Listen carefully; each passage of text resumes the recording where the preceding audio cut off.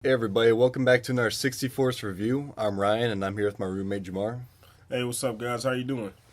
Alright, today we're going to be looking at the games Zelda, Majora's Mask, and Diddy Kong Racing. Um, First we're going to look into Zelda, Majora's Mask. If we pull up the compatibility report really quick, you look it up, it says that Majora's Mask works great with minor graphics problems, so we're going to go ahead and see how truthful that is. Once you start playing the game, it starts going really smooth and, gets pretty hopeful. The first thing that you'll probably realize that's wrong with it is you'll see that there is a slight error in the start screen. As soon as you push the start button and the menu comes up, you can move forward and backwards a few selections, but then eventually it freezes. This isn't really too big of a deal because you can just push the start button again and pop it back up, and you can eventually select whatever you want. It's just kind of a pain in the butt, but you can work around it.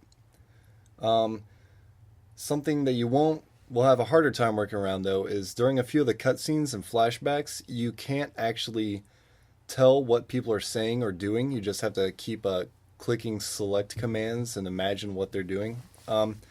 This overall isn't too big of a deal, but if there's a point where you have to play your Ocarina while people are talking, and you can't see what buttons you have to push, that can be kind of a big deal. You can get around this just by listening to the music and trying to play along, or you could just go online and find the actual notes to the song. Either way, it's not too big of a deal. And finally, what I found the last error for this game was once you get to the second stage in the game, you find the lens of truth, and unfortunately, you can't actually use this device in this game. It doesn't work at all, and that's kind of an integral thing to get you to the next step of the game. So you can't actually beat the game, unfortunately. But I'd say there's probably a good, I don't know, 5 to 10 hours of gameplay if you're just playing for fun. Pretty solid amount. Yeah, not too bad.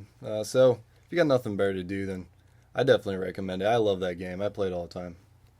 Okay, now we're done with Majora's Mask. We're going to look at the compatibility report and see Diddy Kong Racing. And under the notes, it just says it works great. And that's about it. No other major notes. Anyway, I'm going to let Jamar talk about that one.